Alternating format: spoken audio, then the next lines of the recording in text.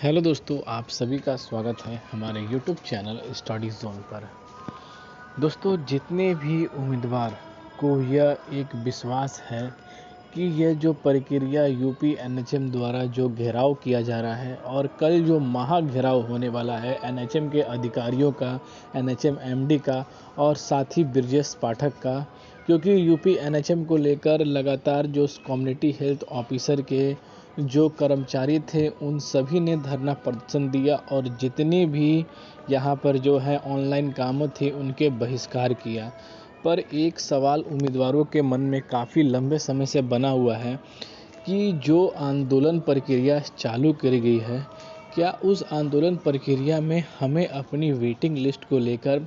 क्या एनएचएम अधिकारियों से कोई स्पष्टीकरण मिलेगा या नहीं मिलेगा, ये एक सबसे बड़ा सवाल बना हुआ है। क्या इस आंदोलन से हमें कोई बेनिफिट होगा या नहीं होगा, या आने वाले समय में कुछ इनकी प्रक्रियाओं को लेकर क्या एनएचएम डिपार्टमेंट कोई एक्शन लेगा या नहीं लेगा। तो इसके बारे में सारी इन्फॉर्मेशन मैं आप सभी को दे दूं। इस आंदोलन से आप सभी के प्रक्रियाओं को क्या लाभ मिल सकता है या नहीं मिल सकता है, क्योंकि हर एक उम्मीदवार जो चाहता है कि इस प्रक्रिया से ये जो आंदोलन हो रहा है, इस आंदोलन से कुछ न कुछ जो लाभ है यहाँ पर जो है 17,000 की वेटिंग वालों को भी मिलेगा, चाहे वो स्टाफ नर्सिंग के उम्मीदवार हो, फार्मिस्ट के उम्मीदवार हो या एलटी के उम्मीदवार हो, हमें कुछ ना कुछ लाभ मिलेगा। तो लाभ मिलेगा या नहीं मिलेगा, इसके बारे में सारी चीज़ स्पष्टीकरण मैं कर दूं। तो जितने भी उम्मीदवारों ने अभी तक कम्युनिटी हेल्थ ऑफिसर के अंदर लखनऊ के अंदर जो आंदोलन प्रक्रिया देखा है, और जितने भी सोशल मीडिया प्लेटफॉर्म पे आप सभी ने जितने भी एनएचएम डिपार्टमेंट के आंदोलन के बहिष्कार के ऑनलाइन काम ठप होने के हर एक वीडियो को आपने देखा है। पर दोस्तों, अभी तक की प्रक्रिया को लेकर जो वेटिंग की प्रक्रिया है, क्या वो जारी हो सकता है कि नहीं हो सकता है, उसके बारे में आपको बता दूं। जैसा कि दोस्तों, अभी तक एनएचएम डिपार्टमेंट द्वारा जो कार्य के लिए कम्युनिटी हेल्थ ऑफिसर लगातार यहाँ पर जो है आंदोलन कर रहे हैं, उस आंदोलन का अभी तक एनएचएम डिपार्टमेंट द्वारा कोई भी यहाँ पर जो है उनके फेवर में एक्शन नहीं लिया गया है और उस एक्शन को दबाने की बातें की जा रही हैं। अगर आर्टिकल आप देखें तो बताया जा रहा है कि अभी तक की जो संविदा कर्मी कुछ काम भी कर रहे हैं, तो उन्हें यह बताया जा रहा है कि अगर वो ऑनलाइन अटेंडेंस नहीं दे रहे हैं तो उन्हें डिपार्टमेंट द्वारा ये अपडेट किया जा रहा है कि अगर ऑनलाइन अटेंडेंस नहीं देंगे तो आप सभी को कम्युनिटी हेल्थ ऑफिसर की जो संविदा कर्मी की जो भर्ती है उससे बहिष्कार कर दिया जाएगा, उससे आप सभी को निकाल दिया जाएगा।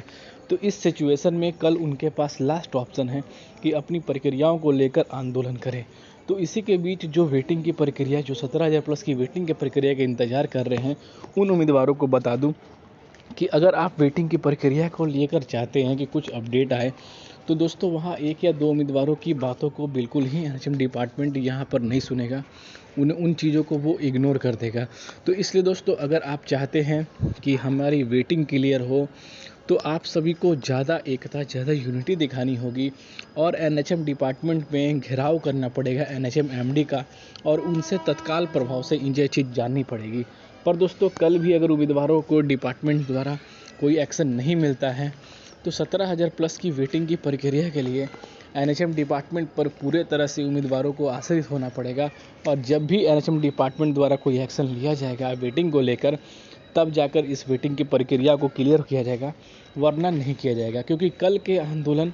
कम्युनिटी हेल्थ ऑफिसर की अपनी मांगों को लेकर था और मांगों को लेकर ही वो कल लड़ेंगे। और आपको भी अगर अपनी बातें एनएचएम एमडी से, एनएचएम विभाग से मनवानी है, तो आप सभी को भी इस आंदोलन में शामिल होना पड़ेगा बढ़ चढ़कर। तब जाकर जो है नेशनल हेल्थ मिशन डिपार्टमेंट द्वारा आपकी बातों को सुना जाएगा।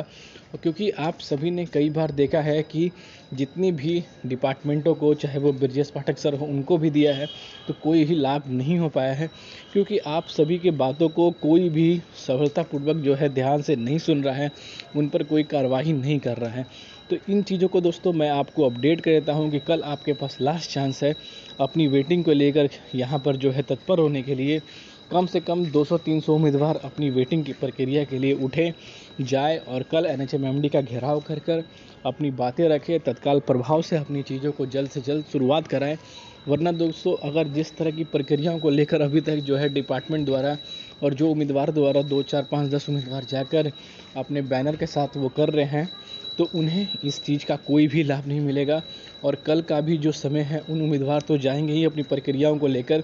पर ज़्यादा यूनिटी रहेगी तो आप सभी को ज़्यादा लाभ भी मिलेगा। इन चीज़ों को दोस्तों आप बिल्कुल ही इग्नोर ना करें। और दोस्तों जो भी डिपार्टमेंट द्वारा, जो भी कम्युनिटी हेल्थ ऑफिसर द्वारा की जा रही है, तो अपनी मांगों को लेकर किया जा रहा है, अपनी मांगों को लेकर उनकी मांग ही पूरी नहीं कर पा रही है, तो वो आप सभी के मांगों के लिए किस तरह से लड़ेंगे। इसलिए दोस्तों ज़्यादा से ज़्यादा कल आप जाए, अपनी मांगों को पूरा करें। अगर दोस्तों आप सोचेंगे कि कम्युनिटी हेल्थ ऑफिसर जो संविदा कर्मी हैं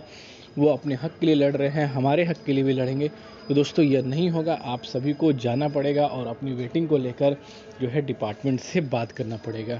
अगर आप टोटल अभी तक की अपडेट देखें तो कम्युनिटी हेल्थ ऑफिसर के अंदर जितनी भी 17,000 प्लस की वेटिंग की बात कर रही है, तो इस पर अभी तक कोई भी आर्टिकल न्यूज़पेपर के अंदर नहीं आ पाया है। क्यों नहीं आ पाया है? क्योंकि अभी तक की जो प्रक्रिया है, जो वेटिंग की प्रक्रिया है, उसको लेकर एनएचएम डिपार्टमेंट के सामने कुछ ऐसे जो हैं अपडेट ही नहीं आ पाए हैं, उम्मीदवारों की यूनिटी ही नहीं आ पाई है कि उसको लेकर न्यूज़ में भी वो आर्टिकल छपे या ट्विटर पर भी जो है ये आर्टिकल आए कि उम्मीदवार अपने प्रक्रियाओं को लेकर जो है आ रहे हैं। इसलिए दोस्तों अगर हर जगह आप आर्टिकल देखेंगे तो कम्युनिटी हेल्थ की गाइडलाइंस के अनुसार है, उनके गाइडलाइंस को रद्द करने के लिए है, सभी पर लागू करने के लिए संविदा कर्मी की वेतनों को है जो घटाया गया है उन्हें बढ़ाया जाए और उनके होम डिस्ट्रिक्ट तक उन्हें यहाँ पर जो है म्यूचुअल ट्रांसफ़र दिया जाए। इन मुद्दों को लेकर आप लगातार न्यूज़पेपर के अंदर देख रहे हैं, पर कहीं भी अभी तक आप ये नहीं देखे होंगे कि 17,000 प्लस की वेटिंग के लिए उम्मीदवार आ रहे हैं, एनएचएम से बात कर रहे हैं, ब्रजेश पाठक सर का घेराव कर रहे हैं या ब्रजेश पाठक सर से मिल रहे हैं, ब्रजेश पाठक सर से अपनी मांगों को लेकर जो है अपडेट दे रहे हैं। तो इन सभी प्रक्रियाओं को लेकर, एमडी को लेकर या ब्रजेश पाठक को लेकर आप सभी को घेराव करना है, तो 17,000 प्लस के उम्मीदवारों को आना पड़ेगा और ब्रजेश पाठक सर से बात कर अपनी मांगों को पूरा करना पड़ेगा। जब तक आप ब्रजेश पाठक से बात नहीं करेंगे तब तक आपकी मांगें पूरी नहीं होगी। तो इन चीज़ों सभी को समझना होगा और ब्रजेश पाठक का घेराव कर अपनी मांगों को पूरा करना होगा। इसलिए दोस्तों कल आपके पास आखिरी मौका है, आप आएँ, उसके बाद जो है आपकी भी प्रक्रिया पूरी हो सकती है इन चीज़ों को लेकर। तो जो भी अपडेट था मैंने आपको अपडेट कर दिया।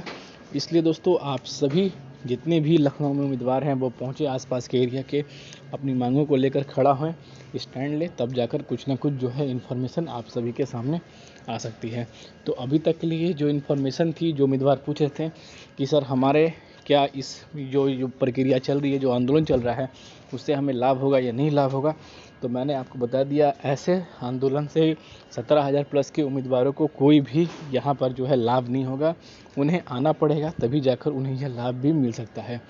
तो अभी तक लिए अपडेट थी जो हमारे चैनल के माध्यम से आप सभी को शेयर किया गया। तो फिर मिलते हैं दोस्तों अगले वीडियो में, तब के लिए दोस्तों जय हिंद।